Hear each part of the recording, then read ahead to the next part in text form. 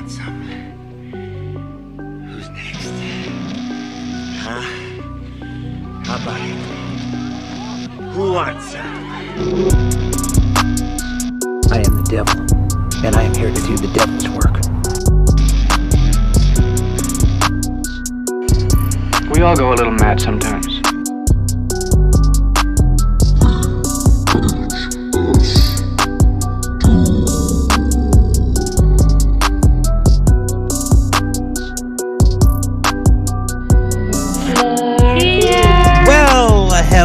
Hello, and welcome back to the VHS Doom podcast and rental store. As always, I'm your host, Dylan Crutcher. We're so glad that you're joining us again this week for another dive into the shelves of madness. We hope you all enjoyed our last episode where we headed to camp for the summer and saw some fucking crazy ass shit, bro. Like, holy fuck, crazy. Decapitated heads, beans a swinging in the wind, fucking boat drivers who just don't know how to drive boats. People it was brutally fucking getting killed wild. in the shower. Holy shit. Arrows through necks and one crispy burnt ass pedophile. Can we say that word on A. Twitch? Oh, yeah. I mean, we hate them anyway. I don't know. Yeah, I don't know, because I know it's like if we're on live YouTube. streaming and they kick me off, it's fine. Okay, so despite being nearly beaten to death by a gorilla man, we are still here. So fuck you, Mel, you fucking asshole. Anyway, as always this week, I'm joined by my ever nefarious, dastardly, can-cracking, and always awesome co-host, Mikey Mutant. What's up, buddy? Hey, nothing much, Back at it again. Oh, damn. Back at it again. Damn it, I missed it. Hold on. Where's the You better be playing that. Okay. I was going to say. All right, I missed it. Sorry. Or we could be like, Hi, Mikey! yeah, anyway, I'll start playing More that Child's one to Play start. episode. That's right. All right, man. Well, good to see you. So, before we start chatting, just a reminder to y'all, quick pandering notes, as always. We have a Patreon, and we have a few tiers that you guys can join at. We have some very cool perks, including custom member cards. Troy, I promise I got yours coming, man. God, I'm so behind on life, thanks to the little baby. But we also have an open invitation to our live recording sessions every time we record, which we have open right now. And today we're doing something special where we opened up the recording session to Twitch. So we are on Twitch, and we sent out a notification on our Twitter, not on Instagram or anything like that, but just Twitter. And if you join us on Twitch, you can watch us live, which is cool. We don't always do that, but Patreon always gets an invitation to the live recordings.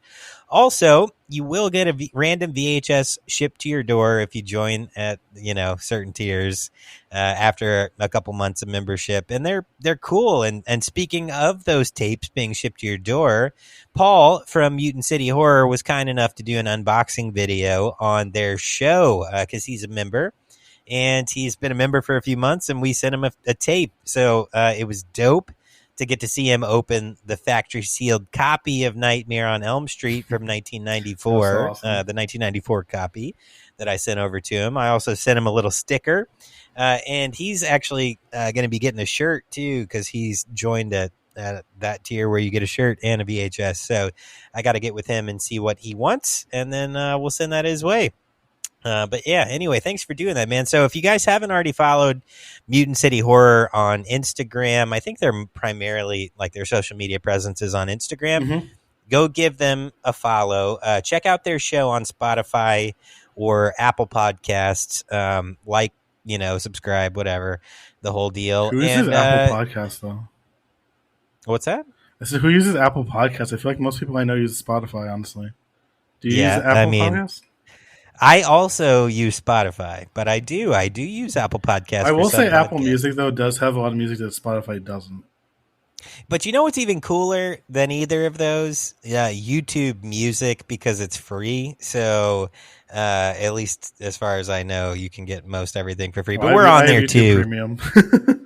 Oh, you do? Yeah. Yeah, we're on YouTube Music as well. So we're also on Spotify, Apple, and YouTube Music. But we just got set up with that a couple weeks ago, thanks to the Bearded Villain suggestion, which was cool. So Thanks, thanks for Mike. that, man. Yeah, Mike's the fucking man. But yeah, so anyway, go follow Mutant City Horror, and That's what you're if about you to go say, to their go fuck Instagram, yourself. yeah, go fuck yourself, and follow Mutant City Horror. And if you go follow them, you can see the video where Paul unboxed the tape that we sent, which is really cool. So anyway, please subscribe wherever you're listening to the podcast, any of those services that we just mentioned, and help us out with a rating. It goes a long way to support the show. And just introduces more people to us, which is great. We want to grow the community so we can have more cool people along for the ride. And, give everybody a horror home away from home in these shelves of fucking insanity. The shelves of madness. That's right. Go check out the merch store if you haven't, vhsdoom.com. Severely outdated website. Scroll all the way to the bottom, and you'll see a link to the merch store. I am still working on our own store. It's like backburnered right now, but I am working on it. I mean, we'll get everything. Makes sense because yeah, we'll get everything of our own together. But fuck with the kid, I don't have time, man. And then lastly, last pandering note, friends, that we want you to come on the show. So if you're a producer, director, and actor, and you're promoting a project, or if you're a podcast and you want to collab, we'd love to talk to you. We love just working with other people in this space. We've been able to get some really cool interviews under our belt. Mark Sjostrom being one of them, who I was Buddy mentioning Cooper earlier. Buddy Cooper, director of The Mutilator and The Mutilator 2. Also Tom Devlin. Yeah, that was really cool. So, and the Vampire group, that was kind of cool. And then also, I honestly wish I was there for that one. I really missed out on that one. yeah, Vampire was awesome. And were you there for David Sandoval? Yeah, I was there. Yeah, you were. So we interviewed a comic book artist too, which was really cool. So, or a comic book creator, writer. But that was really, really fun, man. So anyway, if you're someone like that and you want to come on the show and promote your stuff, let us know. Shoot us an email, vhsdoom@gmail.com. All right, fuck all that shit. Man, how are you, buddy? How you doing? I'm good. Just been very, very busy. The baby is coming soon. Nice. Yeah. How much longer do you have? Like 3 weeks. 3 weeks. Damn. Yeah. That's going to go by fast as shit, bro. It really is. Shit. Yeah, you're done, so. Also been busy with taking Sammy to like swimming, music class, to the library. Is a little music class there too. Yeah. Okay. Little events they held at the community center too. Nice. Yeah, you guys have stayed really active. Mm-hmm. That's good. Proud of you. Yeah, we're just trying to keep him busy because I don't know. He goes to preschool. Yeah. And we wanted him to have a consistent schedule, so it wouldn't be weird when he goes back to school and like. Yeah. Yeah. No, that makes sense. Yeah, school's a lot, especially for somebody that young. So that like routine could be hard if you went into like complete summer mode where you're just chilling, you know? I can't believe he's going to be 4 in September. That's fucking crazy. Isn't it? Wow. That's wild. That time flew, man. It went by way too fast. It really did. Yeah, I've been showing him a lot of Godzilla stuff lately. Nice. I think I told you that last episode when we were talking a little bit about that. He's really into it. Yeah, right after that episode, I got him a King Kong figure because he's obsessed with King Kong right now. From the new movie. We haven't seen it yet, but like he saw him and he's like, "Oh my god!" Oh yeah, I feel like I went on a diatribe last week about Godzilla X Kong or whatever. Are you going to take him? Are you going to see it? It's out on streaming now. It's on HBO Max. Soon. I've wanted to show him some older stuff. He wants to watch the older ones and the good stuff. Yeah. Okay. Yes, the Japanese good stuff where it's the men in suit movies. It's not like stupid CGI. Yeah. All right. Cool. Good. Nice. Also, he's been wanting to see Guymera, and I have all of those too. Giant turtle monster. Yeah. Oh, you know what? Follow up on last week. You asked me, fuck if I can remember these kaiju names.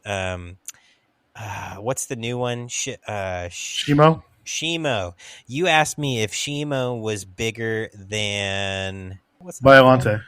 Biollante. I looked it up. So Biollante was 130 meters or 132 meters, something like that. And Shimo was like 160 meters.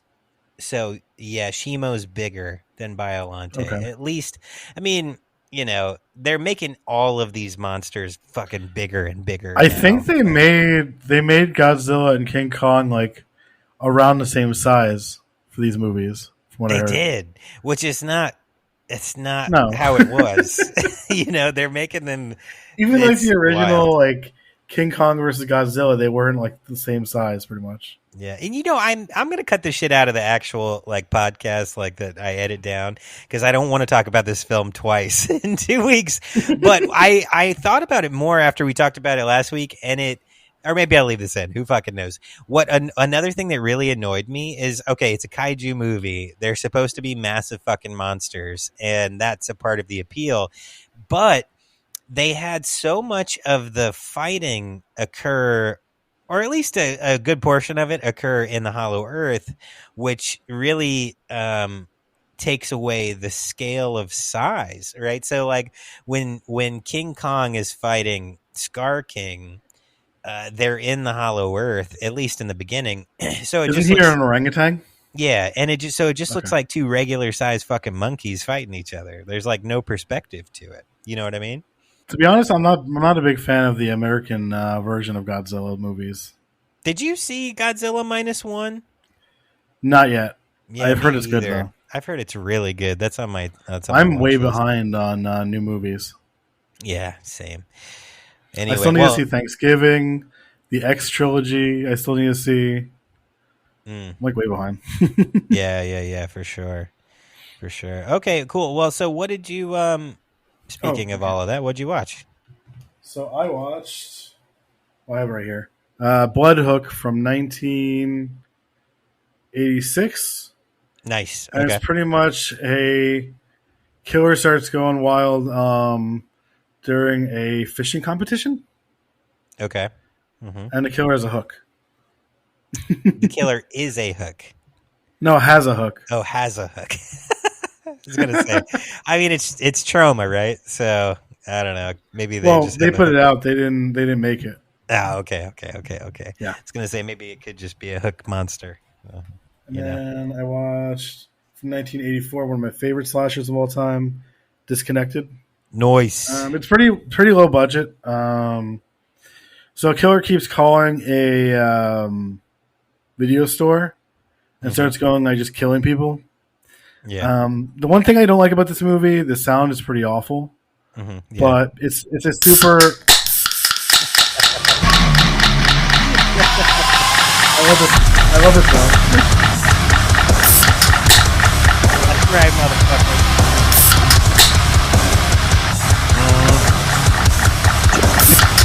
Cracking you motherfucking bitch.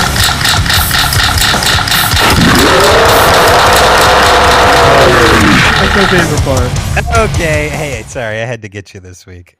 It's all That's good. for those goddamn ravioli boys last week. Anyway. This is it's a really low budget regional horror movie. Yeah. From the director of Psychos in Love, which will be one of the movies we're going to be recommending later. Yeah. Okay. Yeah, that's what I watched. Nice. 2 slasher movies, and then Slaughterhouse. Nice. Good shit, man. Cool. Well, yeah. So what the fuck did I do? I worked all week and I doubled one day of those. That you little fucking. Yeah. I love you, and I love the can crack. I do.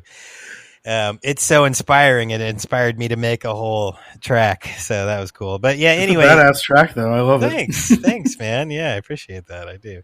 Anyway, yeah. So what did I do? Yeah, I worked a lot. I didn't get a lot of time to do anything outside of that. I got to hang out with the kid, which was awesome. Kids, and Ari is just getting so smart. And There's Inky. Oh yeah, can you see the cat? She just came into frame.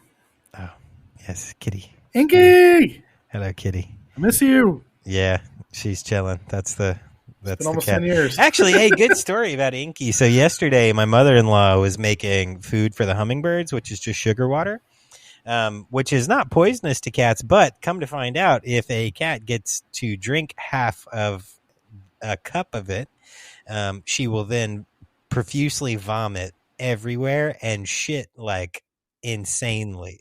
Jesus Christ. My mother-in-law was making a hummingbird feeder food and left it out, and Inky drank that, and that she went on a vomit and shitting spree, but she's okay today. So anyway, she's a good cat. Oh my God. But she's fucking wild. She ate a half a stick of butter once too that got kind of left out, uncovered, because we have like that counter butter, that the softened butter. And somebody left the cover off, and then she ate either half or the whole stick, and then almost died. And then what did she do? Oh, bacon grease once, because we cooked bacon, and then we put the little top on it to let it cool down, so then you can scrape it out before you wash out the thing. Bacon tried killing your cat. And then she got up there once it was not hot enough, and then she licked bacon grease. And then what else? There was one other thing that got her not that long ago. Oh, I think she got into like a cake. So it was like icing. My wife made a cake and covered it with tinfoil, and the cat ripped it off and then ate the icing. So. That's such a dog move, though. Oh no, she's a fat slut, man. I know. I probably can't say that. I probably can't say that on live stream. But yeah, I love my sweet little fat slut cat. So. Anyway, so what else? I worked, and then I hung with the fam, and tomorrow I'm going to the pool and taking Ari to the pool, so that's cool. Pool's cool. We're going to go swimming in the morning, and yeah, that's it. So, and the baby's getting big, and he's fat, and he's awesome. He's got so many roles, and it's amazing. What did I watch? So, well... In good news, I guess, to some, I didn't pick up any new VHS tapes this week, so that's a win. Carla's happy. Probably for Carla. It's a loss for me because I love tapes, but that's okay. I haven't bought a movie in ages, actually. Oh, well, yeah, since the last sale I told you on Kino or something? Mm-hmm. Was that the last time? Oh, wow. That was, yeah. Because I was going to I was going to go to Archive, but then... I saw at Newberry Comics they had Candyman and Art, the two figures I showed last week. Yeah. Mm-hmm. Yeah. I figured that'd be better because I need those two for my collection. Yeah, for sure. For sure. Yeah, I don't want to go breaking the bank buying all kinds of shit. You know what I did get though? Baby coming. Oh, I didn't ever talk to you about this one. I picked up from Goodwill for like $2 the oh fuck, what's the God damn it. I'm getting too old. My brain, it's too late. My brain's shut off. The Clint Eastwood, Sergio Leone Western trilogy. What's the trilogy called? Man with No Name. Man with No Name trilogy. Yeah, so I picked that up in a box. Oh, the Blu-ray one? No, it's a DVD set, but it's a trilogy. Because I have in that box I'm supposed to be sending you soon. Mm-hmm. The Blu-ray of it. Oh, cool. Yeah, no, it's a cool little box set. It's got a great outer cover or box. I mean, but yeah, I found that at Goodwill for like $2, and I was like, well, shit, I can't not get this. So I did get that. But yeah, so what I watched is just shows. So I didn't have enough mental energy to invest into a movie. So I watched House of Dragon, and that has a lot to do with the mental energy. Lack of mental energy is just a lot to do with the baby, but also just life and work in general. And it's easier to jump into an hour-long something instead of a 2-hour-long something. Yeah, we were talking about that earlier today. Yeah. So House of Dragon, I loved. I'm a big Game of Thrones fan. I like the books. I like. Katie has the books, but I've never seen the show. I liked a lot of the show up until the last season. And I am a big fan of dragons in general, ever since I read The Hobbit, when I was little or whatever. Or it might have even been like Aragon or something that got me into dragons. I don't remember. was a long time ago. But so I'm kind of a sucker for House of Dragon because I like all of that shit. So the first 2 episodes I've killed thus far because I did it just come out? They're up to like episode 6 now. Okay. So I've watched the first 2 because I'm like slow to get to watch stuff, but it's good so far. I mean, it's kind of stressed me out a lot because in episode 1 there's a toddler killing, so that was like hard for me to deal with. But whatever. And then that's what bothers me about the beginning of Pet Sematary. Yeah. It's hard to see. Oh, what were we talking about a while back? I think it was Last House. Was it Last House? Yeah, I think it was Last House. Yeah. Yeah, because that's the one where the parents start right. The parents. Back, yeah, the dad chainsaws. What's his face? Right. David Hess. Yeah. So it must have been Last House. Which going back to our Mark Shostrom episode, he worked on one of the David Hess's movies. Yep. Yeah, so that was extra hard to watch as a parent. So anyway, whatever. Watching that episode 1 of House of Dragon, same, not nearly as much of a visceral feeling, but it was still bad. And then anime. So I like anime. Me too. I'm kind of like a light anime watcher. I will get into it heavily at certain points and like kill a whole series, and then I'll step. I mostly like away from 90s anime. Yeah, a lot of 90s anime is really, the art really style good. Better from the 90s. I don't know. Yeah, no, I agree with that. I watched one episode of a newer anime that's on Netflix, and it's dubbed, but it's called Dragon's Dogma. It was just like a 30-minute. Is it based on a video game? I don't know. Not sure, but because there's a role-playing video game. It's kind of like Skyrim or like Dragon Age. Okay.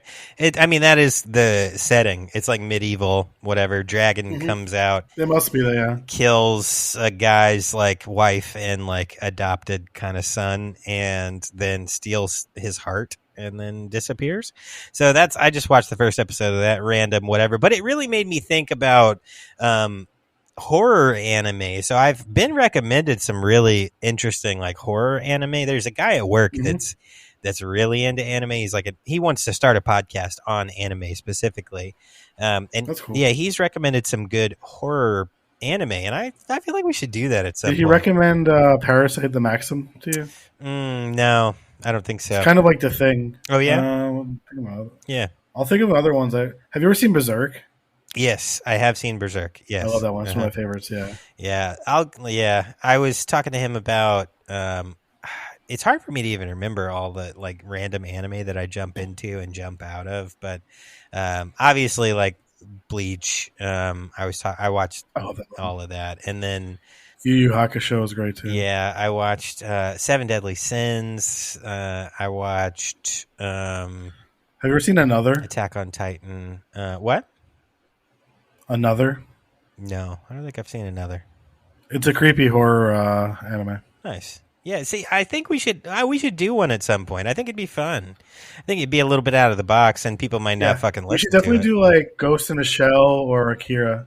Oh yeah, I do. I mean, I've seen Akira, and I've seen. I have the 4K for both of those. Yeah, that would be fun. But anyway, random. So anime. I just figured I'd talk about it and suggest maybe doing a horror anime at some point. I think it'd be fun. So all right. Well, that's it. Fun. That's it, friends. All right, so you know what time it is. Time to get you checked back in from last week. So we sent you home with just a treasure trove of a list that was curated specifically by Mikey fucking Mutant. So last week you went home as usual. That's right. So The Burning from 1981 by Tony Moylan. Moylan? Fuck Harvey Weinstein. Yeah, right. We sent you with... That's a young Jason Alexander, though. What? In the Jason Alexander's yes, first movie role. It was his first role, Burning. I think, right? The Burning, I think it was First movie role. I think. Yeah, first movie role. Yeah, but yeah, fuck Harvey Weinstein, and fuck Ron Jeremy. So there are two fuckheads on this list. Friday the 13th, Part 4 from 1984 by Joseph Zito. Thank you. Go check out our Prowler episode. Yep, he directed that too. Next, we sent you with Bloody Bloody Bible Camp from 2012 by Vito Trabucco. Funny as fuck. It is. It's pretty stupid, but it's funny and just ridiculous as shit. We sent you with Killer Campout from 2017 by Brad Twigg. Thank you. There's supposed to be a sequel coming soon. Really? Okay. I saw on Instagram, yeah. Oh, okay. They got their little Instagram page up. That's what's up. No, Brad speaking Twigg of does. Instagram, I got to stop doing tangents. Let me check in this last movie. Lastly, sorry guys, we sent you with Adam's Family Values from 1993 by Barry Sonnenfeld. Oh, god damn it. I scanned it twice. Fuck. 2 weeks in a row. No, I didn't do it last week. I had a good week last week. I didn't have any extra scans, man. Our till's gonna be short or something or over. Well, with me, like 2 episodes in a, not in a row, but you know what I mean. Yeah. Oh, yeah. No, last week I was fine because you weren't around to fuck me up. I'm kidding. Anyway, so yeah. Before I ask you how everything looked, side note, I think it's important to mention that The Mutilator 2 premiered in its first overseas film festival. I want to say it was Great Britain, maybe, but I don't remember what. Fright Fest, Great Britain, something like that. What's so great about it? Ask Dandy Man. I don't fucking know. Shit, beans and fucking chips, that are actually just potatoes. It's gonna be Dandy Man versus the Alfredo Jones soon. You mean the Ravioli Boys? No. Alfredo Jones is coming back, if you remember him. This is what I'm going to start doing. Every time that you mention the Ravioli Boys, I'm going to be like, oh, the Ravioli Boys! No! That's what I'm going to do. You know what? I had the idea of bringing back that character I created when we worked together, Alfredo Jones. Oh, fucking shit, man. Not Alfredo Jones. No. I worked with a guy named Alfredo once. He was nice. I can't say the things that Alfredo Jones used to say on Twitch, so. No, you can't say the things Alfredo Jones used to say on the podcast. No, you cannot. I can. Can you? It's fun. Anyway. I mean, it wasn't like slurs or anything. It was just like weird threats. Yeah, very weird threats. That's right. I'm Alfredo Jones. Anyway, all right, so continue, sir. Let's get back on track. Fuck. How's everything looking today, buddy? I'm starting to smell something weird, dude. There's like this thick, like grease. Oh yeah, it kind of all over these tapes. It smells like bacon. Why are the tapes sizzling like they're being fried in bacon? Holy shit! Who's this? Fuck? There's a fucking pig man here. Wow. Well, I mean, holy shit! He's stabbing the shit out of my cake. Oh fuck! He's pulling on my face. Holy jeez! He's peeing on your face. Oh! Did I just act? He's pulling on my face. You fuck.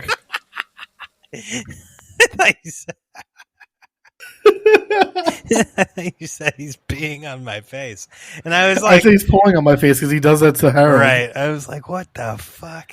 Anyway, Jesus Christ, that got derailed. I don't know what version of Slaughterhouse you watched this week.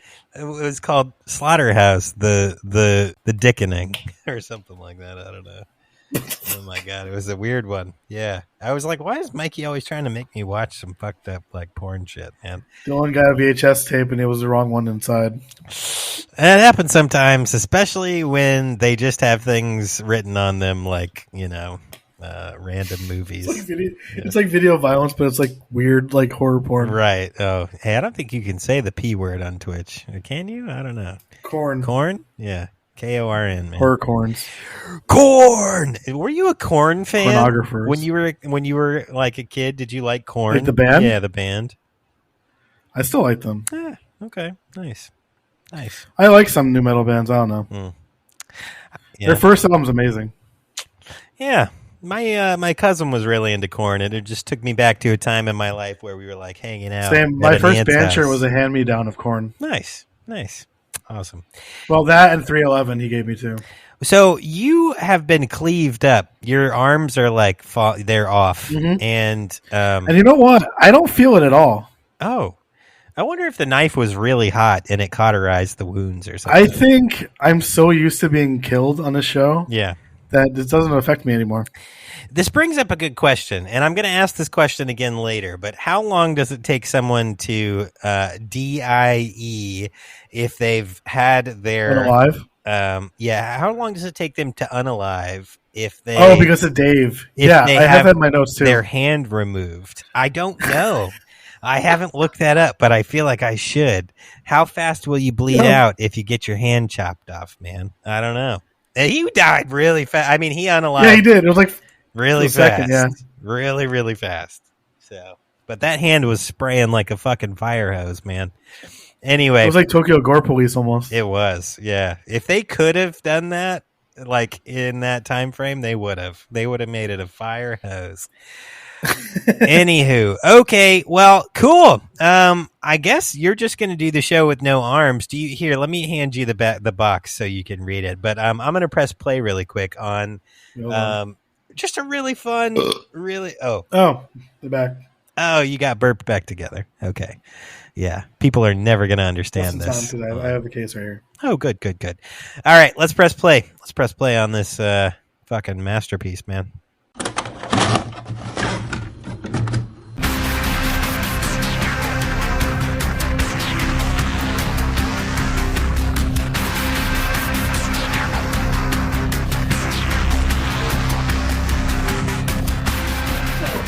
The market, this little piggy staying home. This little piggy has roast beef, this little piggy has none. This little pig ran wee all the way home. Slaughterhouse.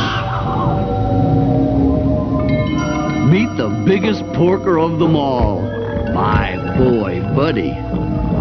Buddy's not just another pretty face. Some say he reeks of class. Others say he just reeks. Buddy's a good boy, but he has what you might call basic hygiene problems. Sometimes Buddy likes to mess around. Slaughterhouse. And sometimes kids play in Buddy's slaughterhouse. And they make fun of Buddy. But Buddy likes to play with his friends. Let me go, fat boy! Slaughterhouse. Don't scare the poor thing, boy. Take off that damn mask. That's better. But don't mess with his hogs.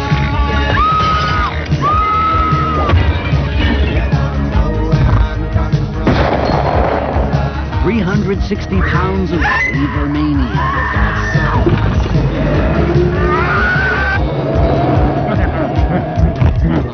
Buddy, he's going hog wild at the Slaughterhouse. You're next, little pig. All right, and we are back, friends. So, Mikey, go ahead, take it away. Read the back of that box for us, buddy. Lester Bacon's slaughterhouse has run into financial problems faced with the town lawyer, the sheriff, the rival slaughterhouse owner trying to purchase his land. Lester decides to take matters into his own hands after discovering the type of violence his hulking, mentally deranged son, Buddy, is capable of. Lester orders him to permanently dispose of anyone who conspires against him. Yeah. Conspire. We actually got a longer thing this time. Oh, yeah, for real. You know what I would say? So, taking it all the way back to Jaws, which was just a couple episodes ago, grizzled. Mm-hmm. I would definitely refer to Buddy. Maybe he's not grizzled, but his dad was definitely grizzled. You know what I mean? That's a grizzled man. he could skin a hog in 30 seconds. He's grizzled, you know? What are you doing? You fucking with shit? Oh my God. I have no idea what just happened. Yeah, I think your mic got unplugged and plugged in or some shit like that. I don't know. Okay. Yeah. Well, I don't have the echo cancellation, but I think we're okay. Yeah, it sounds fine. If it comes through on the back end all fucked up, I'll be mad at you then. But right now I'm not. So, anywho, so where was I? Yeah, I think that Buddy's dad. What's his name? Lester. Yeah, Les Bacon. What I wanted to talk about. I mean, like we didn't really go into the plot, but I don't understand why the town lawyer would be doing IRS matters. Well, so it's a local tax ordinance. So to get into the intricacies there, the IRS is not responsible for property tax. The IRS is responsible for. Well, I didn't really mean the IRS. I just meant like not like just a random town lawyer, but like then again, it's a small ass town, so I get it. Yeah, so the sheriff was the one who was enforcing the tax lien because it's a property tax issue that he hasn't been paying his taxes to the town, and the town will send out, law enforcement to enforce property tax shit. So that's why the sheriff was there, and the lawyer was there just to facilitate the purchase, but he was also threatening. And that's why the cop was there. So I think that's the whole. And he used to be his lawyer too, which is the craziest part. Well, he still was at that point. Still was his lawyer. I think he hadn't been fired technically. But anyway, what is that? The fuck you doing? What? What's all that chirping? Oh, I was making. You got more baby birds over there in there? No. I was making the fan go faster. Are you growing I didn't baby birds on your baby bird farm for Hugh Janus? What? I don't know. Did he like tell you about the farm? He might have mentioned it. Yes, I heard you be doing shit you don't be telling me about, and one of those things is a baby bird farm. No, it's not baby birds. I don't know what he was talking about. It's something else. I feel like you're lying now. Okay. No, I can't talk about it on air. No. Okay. It involves mutants and pasta dishes and farms. Mutant pasta dishes and farms? Oh, boy. All right. Well, we'll talk about that later. Anyway, let's fucking go. So Slaughterhouse is a 1987 American black comedy, horror, and slasher film directed by Rick Roessler. Am I saying that right? Roessler? That's how I pronounce it. Roessler. All right, but directed. I think it's pronounced Roessler. By Rick Roessler and starring Joe B. Barton. I really liked Joe. In the film, an eccentric farmer is about to lose ownership of his property, as Mikey said, and learning that his simple-minded son has started killing random people, he decides to use that son as monsterhood as a weapon against the people which he blames for his property loss.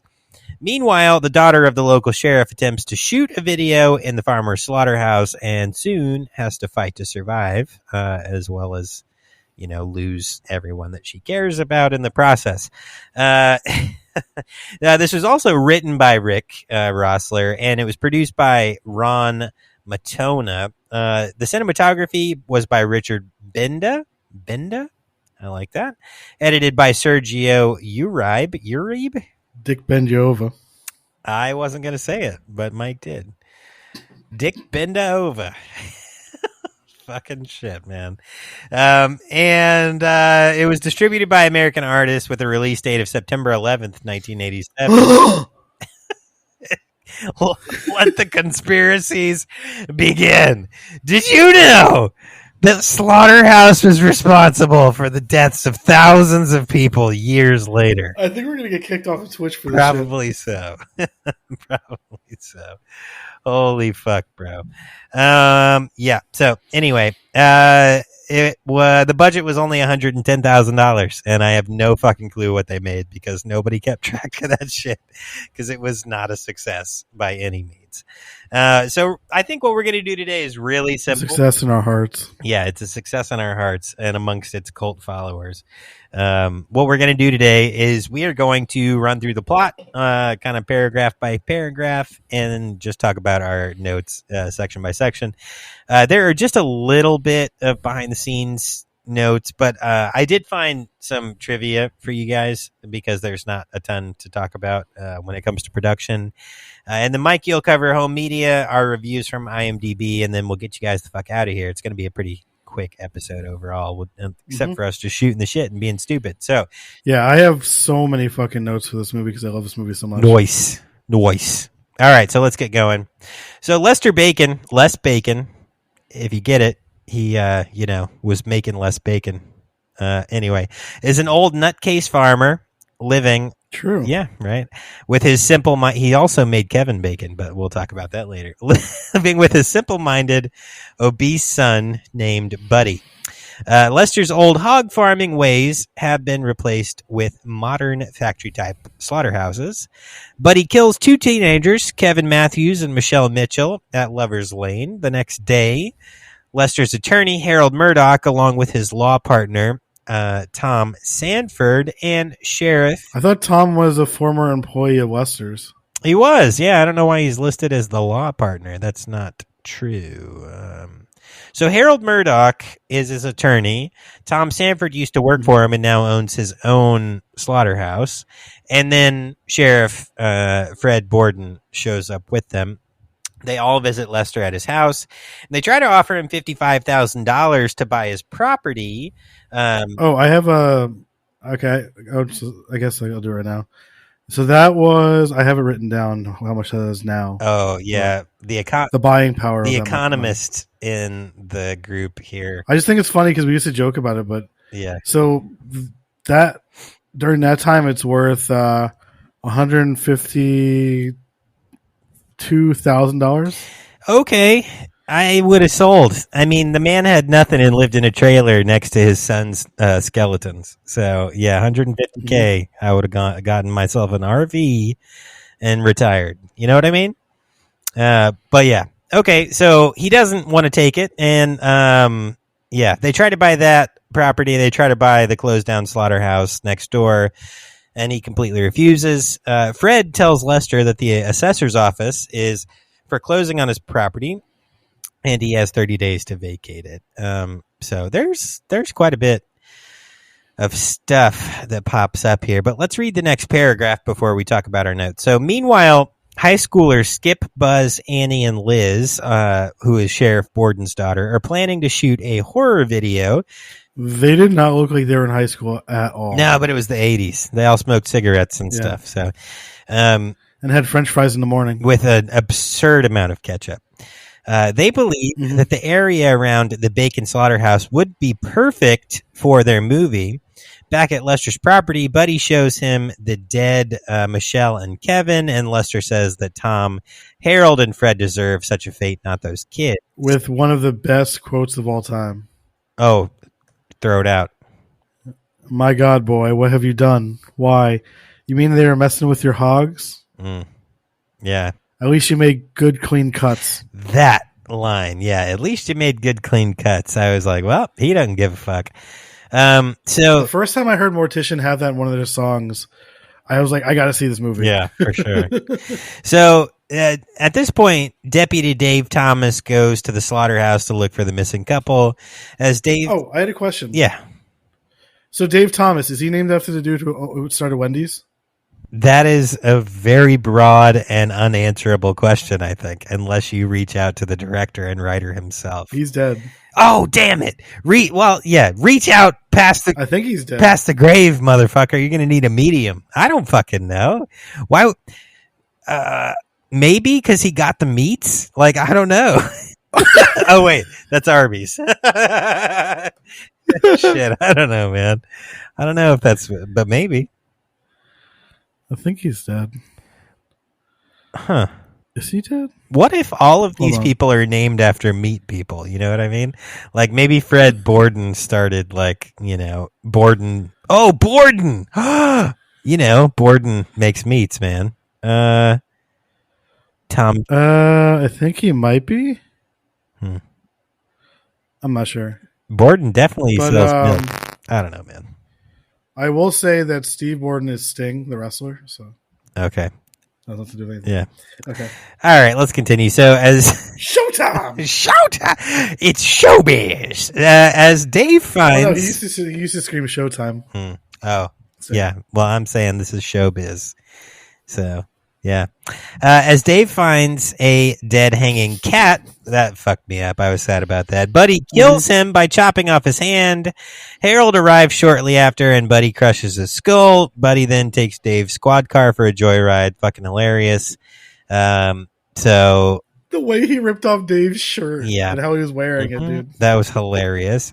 He encountered Dave's girlfriend, Sally Duncan, who flees when she sees him. His mistress. Yep. Buddy pursues her, catches up to her, and cuts her throat. And then, yeah, let's stop there. So, what notes do you have up until like half of the movie? The slaughterhouse footage is always disturbing. We talked about this on we were texting. That really creeps me out when they were like showing the process of killing a pig. Yeah, that was fucked up. Mm-hmm. My next note is Buddy is a big motherfucker. Yeah. Okay. Okay. Next one. This is one of my favorite slasher movies of all time. Mm-hmm. I know it's like not one of the bigger ones, but like I don't know, I love it. Yeah, it was good. This is totally my next one is this is totally a Texas Chainsaw ripoff. Yeah, I think they were inspired by it for sure. I have two more notes until we can get to the whatever. The street sign says that the street is called Slaughterhouse Road. I thought that was funny for some reason. Slaughterhouse Road. And then I feel like Buddy could beat Leatherface in a fight. He's way bigger than him, and he has a bigger weapon. I mean, a chainsaw's big, but like that meat cleaver thing, it had some reach, man. Holy shit! That had some fucking reach.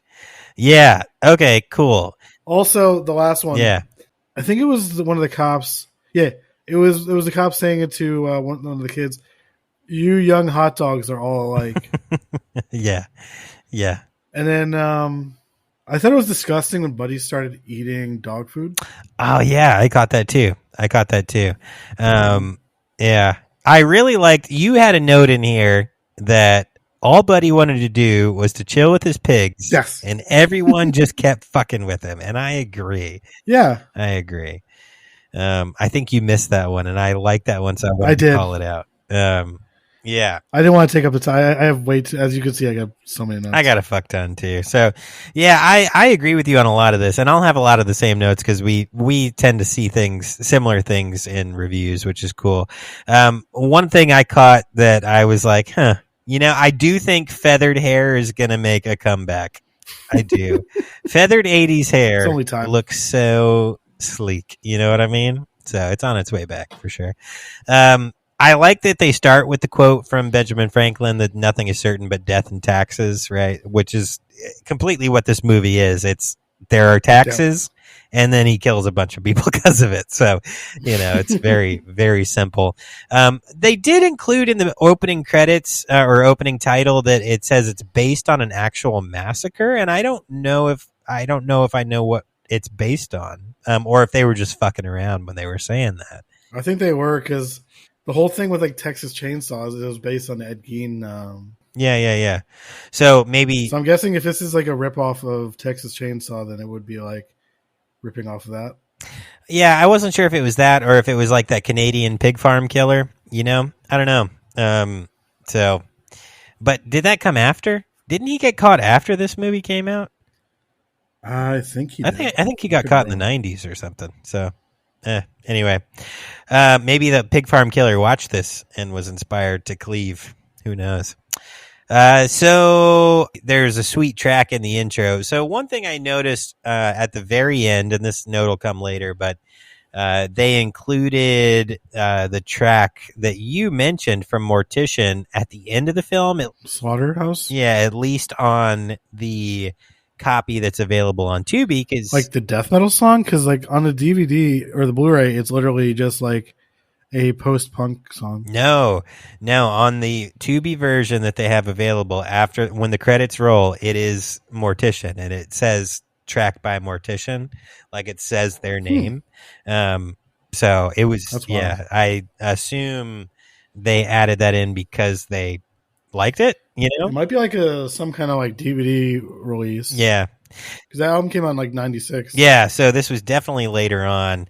But also, I liked the sweet 80s fucking music that they were blasting all throughout. And I found it interesting. They had their own, well, and I don't know, I didn't look this up to see if it was a real radio station, but KFAT, KFAT, they kept quoting that over and over. And there was a sticker on the windshield of the Jeep that they're driving around that says KFAT on it. And they just kept showing it over and over and over. It was like such a focal point.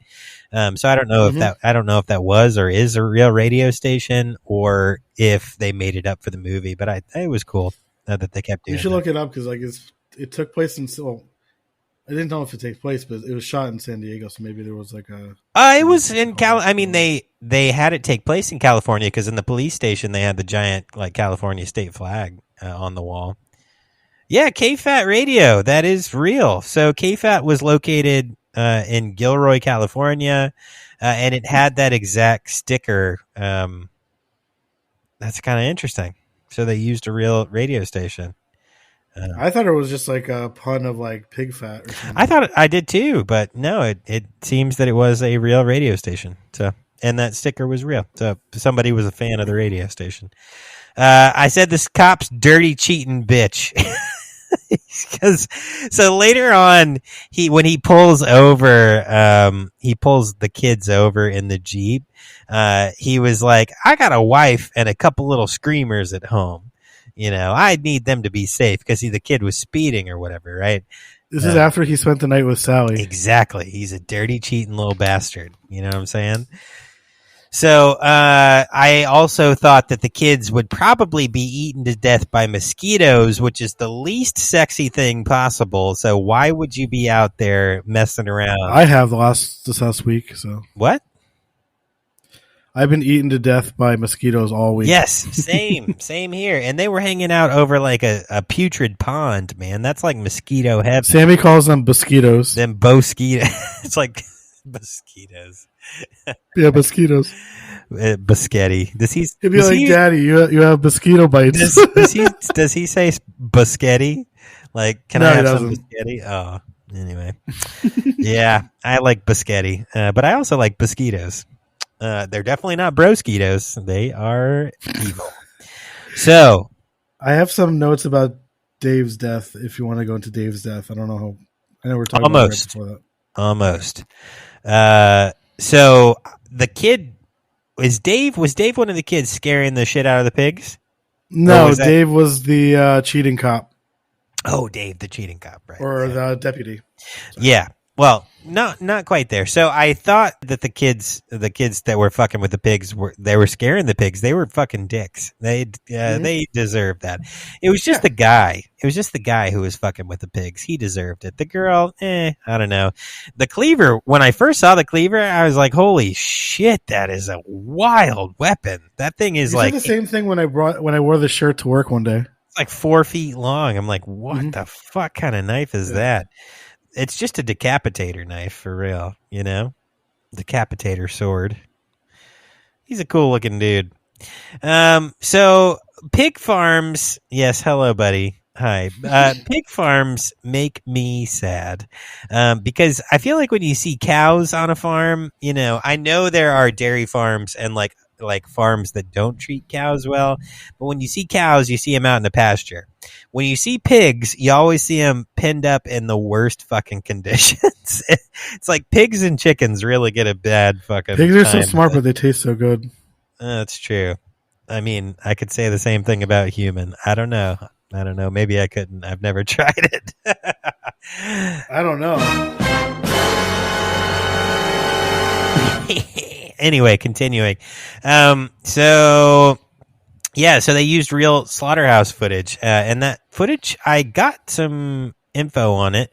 I'll just jump ahead and tell you. So the footage was filmed in Oregon. So the hog farm was an actual hog farm that was operating out of Oregon.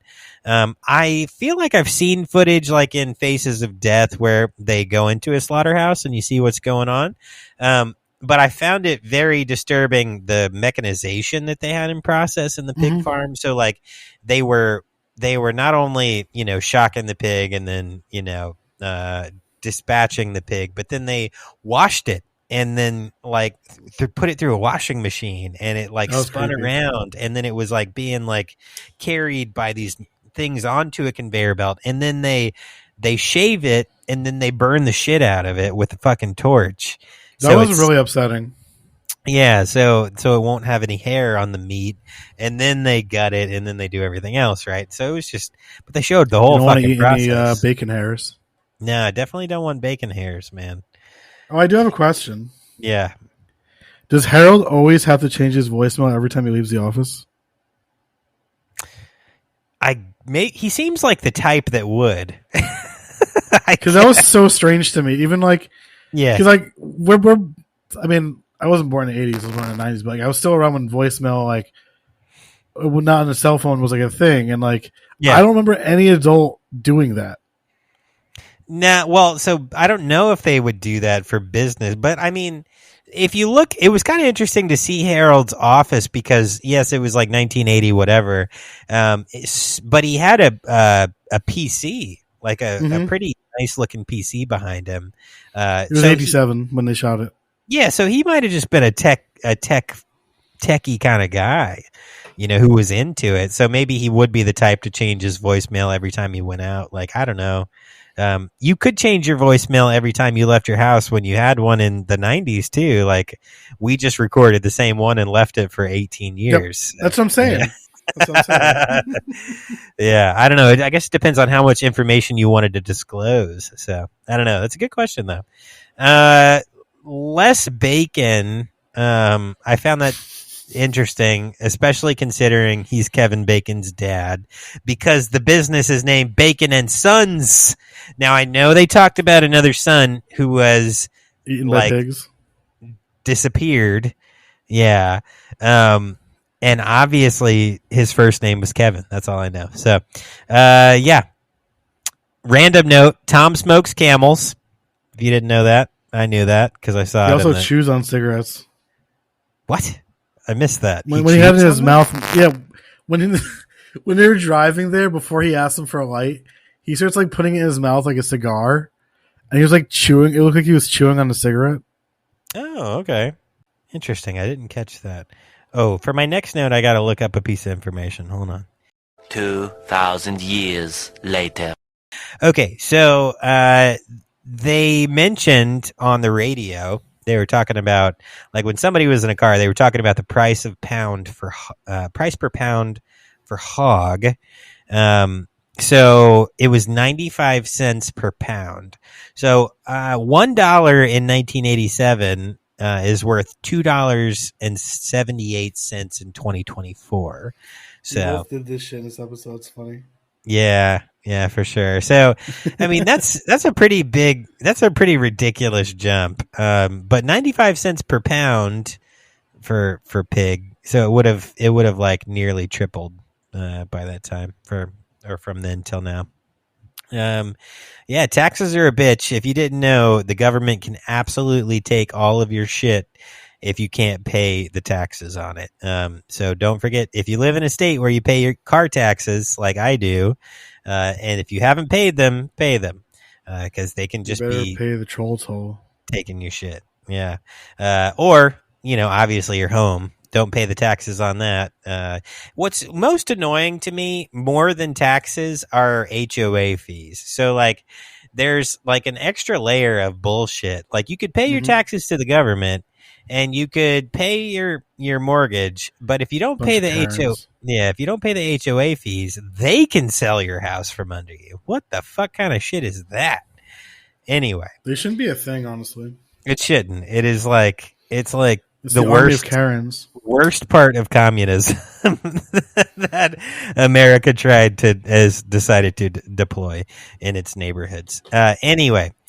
Okay, so the amount of ketchup that Buzz put on his French fries was absurd, and it really bothered me. That was What the about most his hair, though? horrific part of this movie. What about his hair? Who, Buzz's hair? For a high schooler? Yeah. Well, I mean, he was 30, so. Crusty clown ass hair. Oh my God. Yeah. Kids. I'm not Okay. wanting to talk about it. Kids, teens, 20s, whatever, in the 80s, they just looked like grown ass, they looked older than me. And I'm like 35. So Because of all the lead in the air. it was probably the lead paint, but that's why everybody was also mentally handicapped. Is that why you drink it too? Yeah. That's why I make lead paint tea, if you didn't know. So there's that. He puts little shards in it. I have a strainer for it. It's a tea strainer. Okay. Yeah. I also said the line about at least you made good cuts was fucked. And I thought that these kids were ridiculous. They were just trespassing left and right, man. Like, you might just be a small town kid if you happen to just trespass on a daily basis for funsies. So, yeah, Buddy's dog food eating was wild. And when he flayed the cat, like when he was hanging out with his pig and he was hugging his pig because he just loved his pig, a cat jumped up on like the fence and he looked at it and he was like, and the cat was like, and then ran away. And then later you see the cat completely flayed and bleeding. And I was like, man, why? Like, why the cat? He just hated everything except his pigs. Did you catch the part where he almost killed his dad, or he was about to hit his dad with the knife? Yeah. Did you see that? So it was after he showed his dad the first two bodies that were hanging up. His dad was like chastising him, and he got mad, and he like held the knife up a little bit, and then his dad turned around and he like stopped. So I think Buddy would have killed his father. I think he would have killed anybody who like interfered with what he was doing. Yeah, if it came down to it, I think he would have just offed his dad. So yeah, how fast can you die if your hand is cut off? We're going to Google that together right now. Let's find out how fast. I also had Buddy mocking Dave with a severed hand with the gun in it. It was brutal. That was fucked. He was like almost going to shoot him, but didn't shoot him with his own hand. Imagine getting shot by your own hand with your own gun that was removed from your body. That would be fucking annoying. But I love how like he puts his arm in there and he pulls it, and then like the door swings open and it's just like an epic shot of Buddy. Yes. That is epic. That's the cover shot, right? Mm-hmm. Yeah. Okay, so this is going to be from an article on, how do you say Quora? Quora. Quora? Right? That's like a message board. So this person is Quora, right?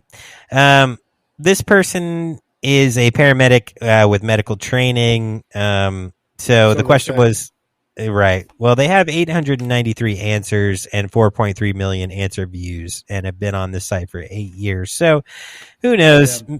Maybe they're reputable. I don't fucking know. But this is what they say. So how long would it take you to bleed out if you cut off your hands? It would depend on several factors. Amazing things can happen when you cut off a limb. What?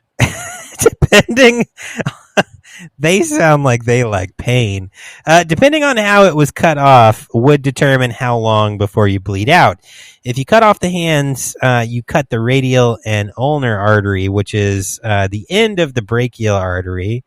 Under most circumstances, you would bleed out very quickly, sometimes in a matter of minutes if a tourniquet is not applied. Sometimes when you cut something off where an artery is involved, such as the hands, and the cut is clean, the arteries will spasm and close off, and there will be very little, if any, bleeding. Oh, that is cool. No, that shit just kept bleeding. Yeah, his shit just kept bleeding. So the last thing they said, there have been instances of people having their whole arm or leg cut off with no bleeding at all because of that. So that's kind of a cool survival mechanism from the body.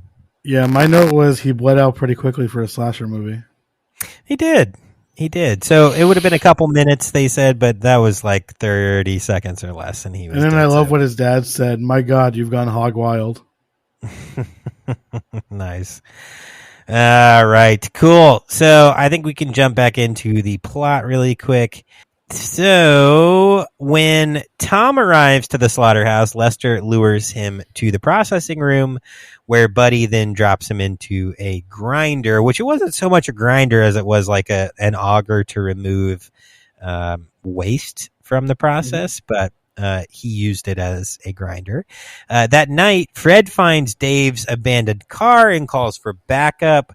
Liz and her friends arrive at the slaughterhouse and split up. They're trying to film, or it was a dare. It was a dare. Buddy kills Skip, which was sad because Skip was actually a pretty nice dude. Annie and then Buzz in quick succession.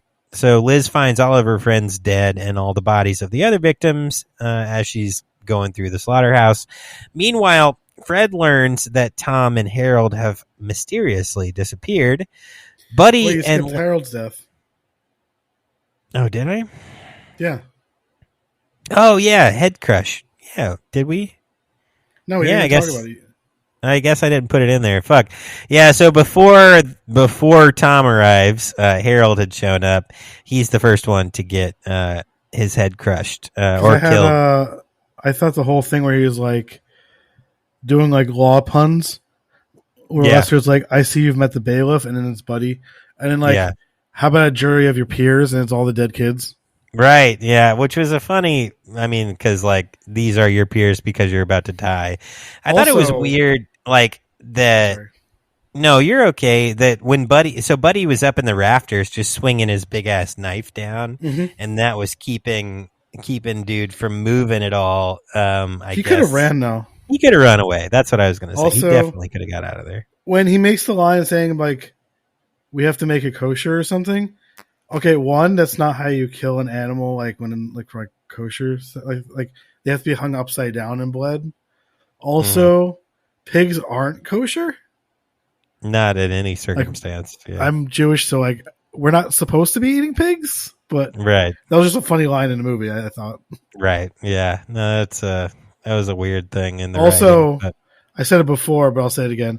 When Buddy was cosplaying as Dave. That was fucking funny as hell. And like, he only had a little bit of the shirt left, which made it even funnier because it was like a big man in a little shirt. Right. Hilarious. And it was bloody as shit. Yeah. It was hilarious. I also said that Buddy would have been an amazing brutal death metal singer with his guttural or pig squeals. He would have. He definitely would have. For sure. And I could see where that would be inspiring to a death metal band in general, right? Yeah. So... Also, one last one. I'm sorry. You're good. So Buddy was strong enough to like crush Harold's skull, but he couldn't break Sally's windshield with a baton. Right. So I don't think grip strength and force necessarily translate. But I think that if you're strong enough to lift someone up by their head with your fingers and hands, you should be strong enough to swing something fast enough to break a windshield. You're right. That's what I'm saying. Yeah. You'd think so, but it might not translate. And it also, just for cinematic pause, I think. You know what I thought? Well, so let me finish up the synopsis here. So right at the end... as Fred pauses at his car door, Lester stabs him in the back, and then Liz shoots him with her father's gun before loading in Fred and running over Lester's head, killing him. As Liz is driving away, Buddy rises from the back seat, finishes off Fred, and then swings his knife at Liz. And then the film ends on her scream. So the lighting in that was really cool, but I kind of find it interesting because, she's the final girl, quote unquote, but she's not. She doesn't actually, it's inferred. Yeah, no one survived Buddy. Right, that she is gone. So there's not really really the second one, honestly. What's that? I would have loved the Slaughterhouse too. Yeah, right. So that was pretty final. So they killed her off. So I also said going back to the Slaughterhouse at night is not worth $20. Never. No, it's not. So and 80s dancing is very, very fucking strange. It is. Yeah. Actually. Okay. Well, so I said, referring to the head crush death that Buddy had some serious sausage fingers, and that might be fucked up. But he had some big old. That's a funny pun. Big old fingies, yeah, for sure. Oh, goddamn baby bird carcasses. Dude, that was horrifying. He was playing with the baby bird carcass, and I had flashbacks of all those vomited up bird carcasses from Hugh Janus all over the floor. Yeah, man. Speaking of which, my landlord finally covered all the vents in our house, so there's no more dead birds outside. Oh, good. That's good. Sammy was free. I had to teach Sammy about death. We kept finding dead birds in the backyard, and all of the driveway and stuff. It was terrifying. Christ almighty. Well, yeah, so that's depressing. But also Sorry, it was guys. depressing when Buddy was playing with the carcass. And he just steps on it. So you mentioned, yes, he does. That was sad. So you mentioned when he put on the cop uniform, and that was funny.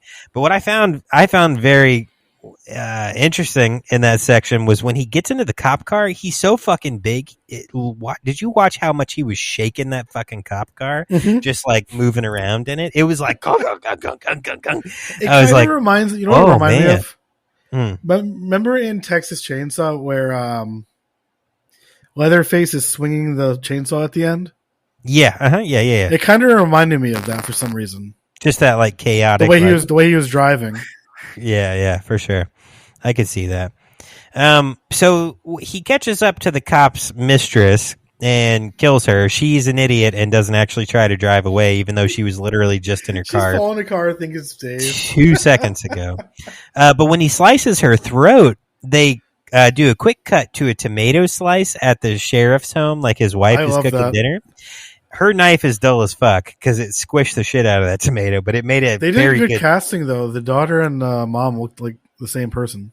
They did. That was good casting. But that was a brutal transition. I also had a note. Listen to this. White people dancing. LOL. Yep. Great That's what I thought, too. The teenagers have no regard for their personal safety, even one bit. And I guess that's just across the board. I will say I loved Buzz's lizard mask. That was fucking awesome. Yeah, I like the lizard mask, but personally, I like the little like zombie mask a little bit more. The cool. one that Buddy put on later when they were fucking with Liz. So my next couple notes in Succession were really quick. Skip dead, check. Buzz dead, check. I saw that. Annie dead, check. Everyone is meat hooked, check. And then holy fuck, Les did the little pig rhyme. This little piggy went to market, you know? I was like, fuck. And then the fingertip shit, man. So they have Liz tied down, and they're telling her all of this like fucked shit about how they kill pigs and like how quickly they can skin pigs and how efficient they are. And we're about to do this to you. But you know what's even worse than actually like cutting you up your gullet is giving you a tiny cut on your fingertip, because the fingertip's the most sensitive part of the body. And then they cut her finger, and then he just pushes his fingernail into it. But they do like a close-up shot of it so you can see the cut like being pushed on. That was fucked up, man. He kind of gave like a James Bond villain-esque dialogue there. Yeah. You know, I didn't write this down, but it's a thought that I had in my head. People who have pointy, backy teeth like Les did just they play a better evil person. Yes. He had the best lines in the movie. Once again, I'm judging teeth. And if you have pointy, backy teeth, that's okay. I don't judge you. But you could make a good villain in a movie is what I'm saying. So it's just like the way his teeth kind of pointed. They just made him look extra evil. So when he would do this, like he just looked more evil. I don't know. Am I wrong on saying that? I probably am. I don't know. I got fucked up teeth, so I can't say anything. I'm not being mean I'm just saying if you got pointy, backy teeth, that means teeth that face slightly backwards. You make a good villain. Oh yeah, you would make a good villain. Look at that. No, yeah. I'm fucking with you. I'm fucking nuts. Of course, Buddy was in the back seat. There's no final girl, but I do love at least on Tubi, they included the Mortician track at the end. So that's all my notes, man. Fuck. All right. I had cool. I'm reading the trivia thing you have on here, and I did not know that. I know. Yeah. Let's get into that. So, real quick. So, there are barely any production or history notes for this film at all, but just very basic. The principal photography took 21 days, and it was primarily shot in San Ysidro. And then there were a few days in Lakeside, California, which is very far south in That's California. funny when it comes to the trivia in a second. Okay.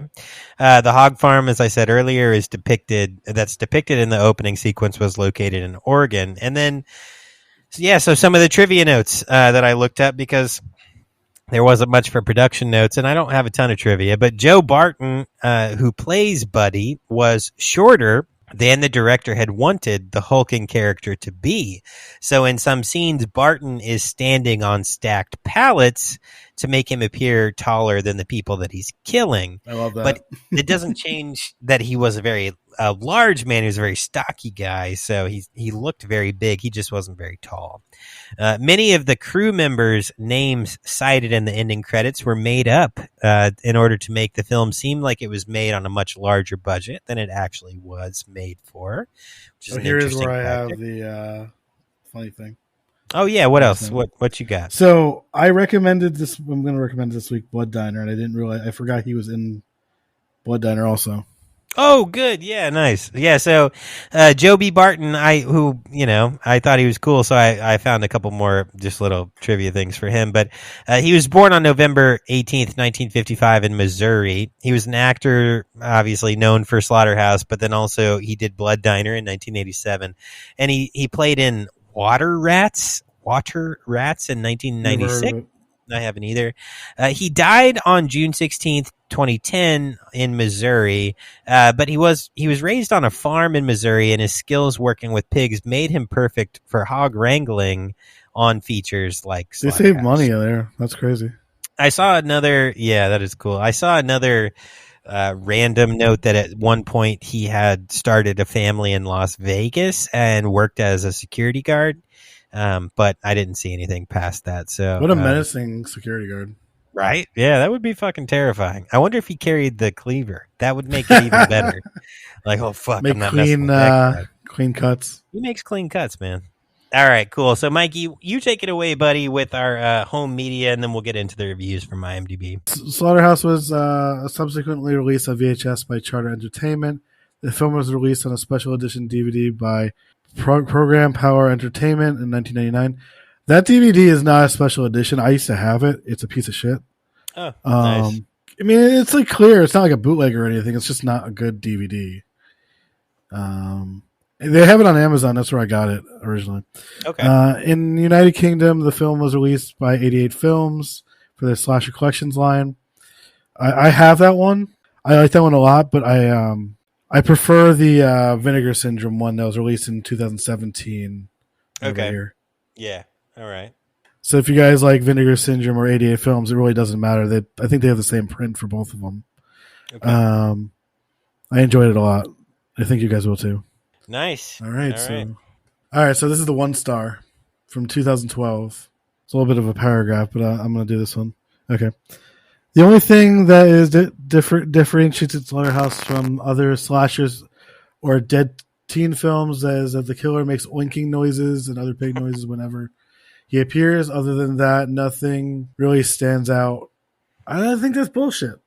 Oh, and I don't want to read this person's other reviews because that's all right. This person's an asshole. Right.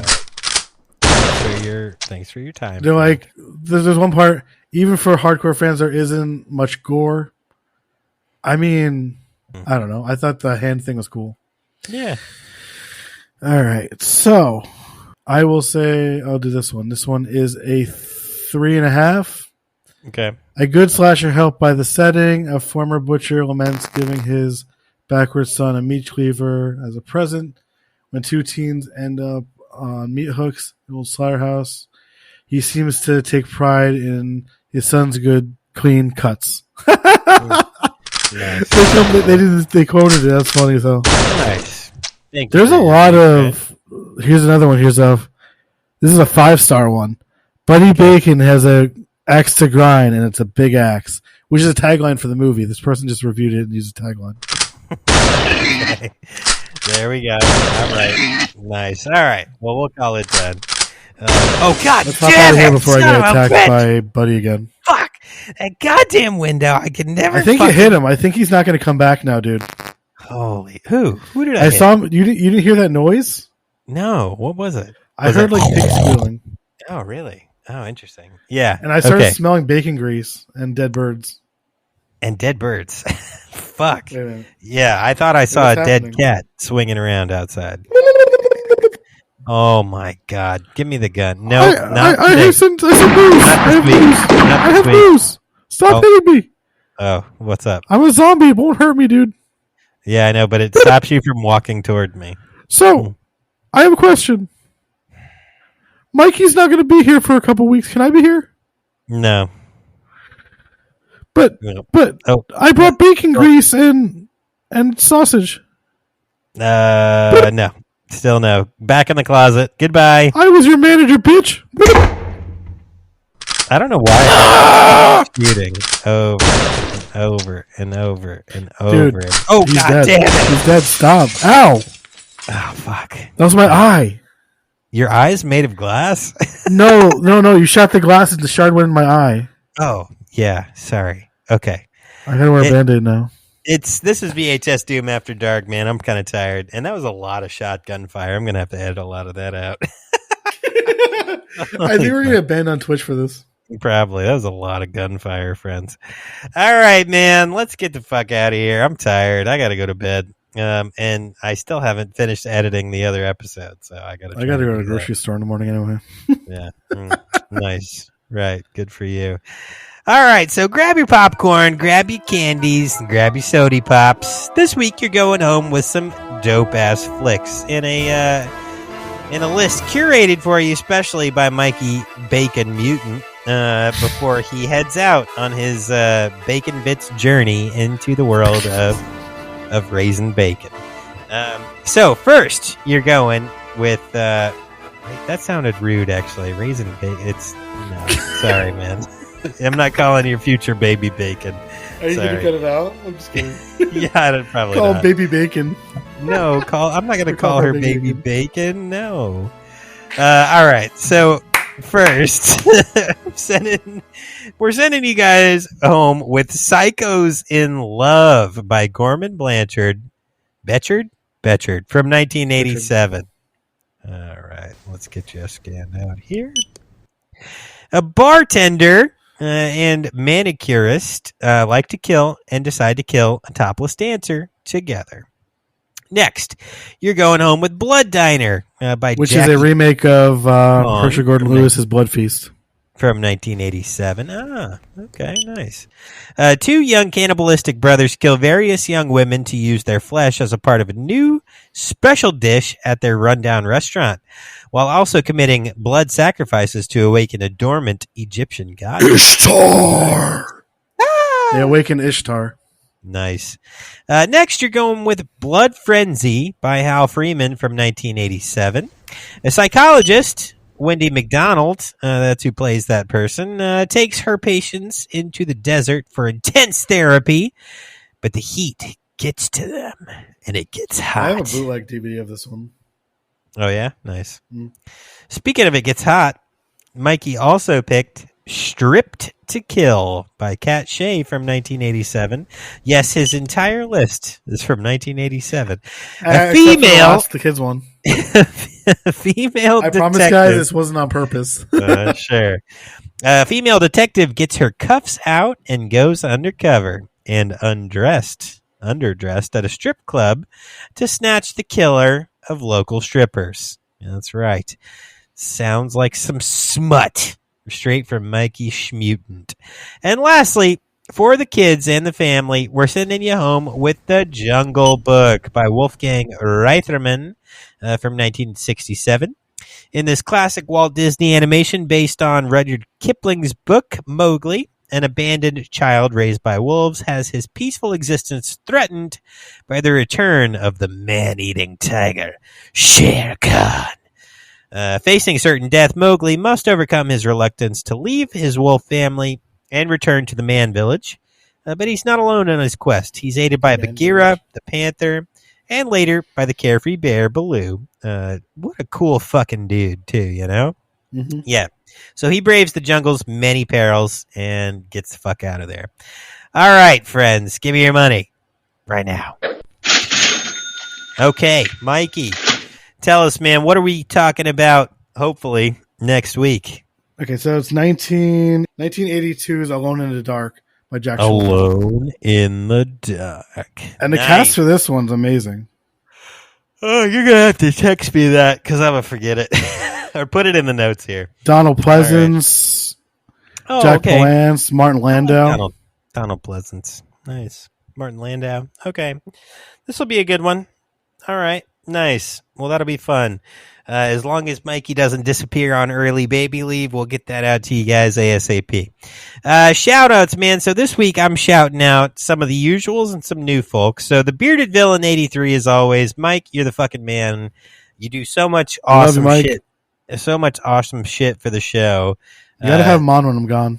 Yes, he is going to sub in while you're out, and we're gonna have a good time doing that. Next, I'm gonna shout out Video Villa Entertainment. So if you guys haven't checked out that podcast, it's a husband and wife combo, and I think that they own a video store actually somewhere in like Pennsylvania. I think they do. Yeah, but Logan and Becca over there, they're really cool. They're funny. They have a good time talking about a lot of different films. And I just listened to their episode on Cat's Eye, which was really cool. That's a good movie. Yeah, so that was a good one. So go check out their podcast. It's a lot of fun. And their Instagram. And then also the Movie Dumpster. And finally, as always, I love them City so much. Horror. Yeah, and Mutant City Horror. You guys are the fucking men. The mans. And that's it. Mikey, who are you shouting out this week, buddy? Well, you already said the Movie Dumpster, but I love them and they're awesome. And I think I've spoken to Joe before on Instagram. Nice. Doom Generation podcast, they're awesome. Dissect That Film and Film We Trust podcast, and then my wife Katie and my son Sammy. Nice, awesome. And all right, my soon-to-be daughter Amelia. Okay, he's shouting you out from the fucking womb, dude. So that's cool. All right, so friends, don't forget, come on the podcast if you have a project that you want to promote. Shoot us an email at vhsdoom@gmail.com. Twerk till it hurts, beep till you creep, pickle them ricks, rest in peace Harambe, you angelic fucking bastard, Ribley Gibbons, praise Bibbles, and skibbity bibbity your toilet, I guess. Remember the last time when I said go fuck yourself? Oh, yeah. Right. Yeah, last week. And he was like, just go fuck yourself. Yeah, good shit, man. Love you guys. Yeah, y'all are awesome. We'll see you next time. Thanks for being here with us every week. Is this the outro? Let's see. I don't want to hit We're both just tired as fuck. I know. I don't want to hit the wrong button this time. There we go. All right, let's just